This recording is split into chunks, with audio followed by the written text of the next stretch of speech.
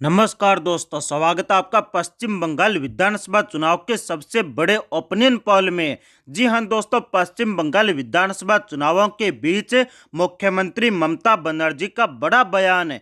बोली कि भारतीय जनता पार्टी बंगाल के अंदर 70 सीटें भी नहीं जीत पाएगी, तो वहीं पर तृणमूल कांग्रेस पार्टी के पूर्ण बहुमत के साथ सरकार बनाने का किया दावा। दूसरी तरफ भारतीय जनता पार्टी भी 200 प्लस सीटें जीतने का कर रही है दावा।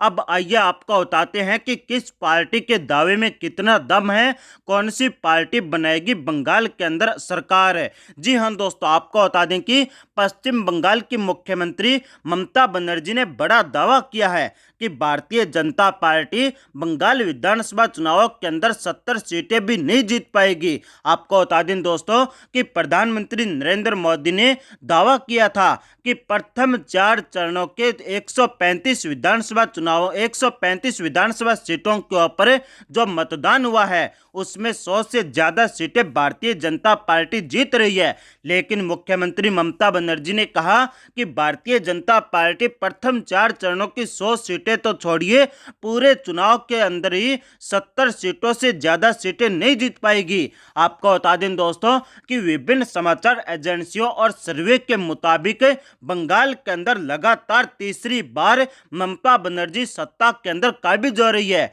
तो वहीं पर भारतीय जनता पार्टी के मंसूबों के ऊपर पानी फिरता हुआ दिखाई दे रहा है। जी हां दोस्तों, आपको बता दें कि सर्वे के मुताबिक 294 विधानसभा सीटों में से लगभग 200 प्लस सीटों के ऊपर ममता बनर्जी झंडा लहरा रही है, तो वहीं पर भारतीय जनता पार्टी 50 से 55 सीटों के ऊपर सिमटती हुई नजर आ रही है। और भारतीय जनता पार्टी के लिए बंगाल विधानसभा चुनावों के ओपिनियन पोल बड़े झटके से कम नहीं है, क्योंकि भारतीय जनता पार्टी की पूरी फौज बंगाल की धरती के ऊपर उतरी हुई है। दूसरी तरफ बंगाल की तरफ से अकेले लड़ रही है मुख्यमंत्री ममता बनर्जी, और ममता बनर्जी 200 से ज्यादा सीटों के ऊपर कब्जा कर रही है। आपको बता दें दोस्तों कि बंगाल की 294 विधानसभा सीटों में से 200 प्लस सीटों के ऊपर तृणमूल कांग्रेस पार्टी, तो वहीं पर भारतीय जनता पार्टी 50 से 55 सीटों पर, कांग्रेस पार्टी, लेफ्ट पार्टी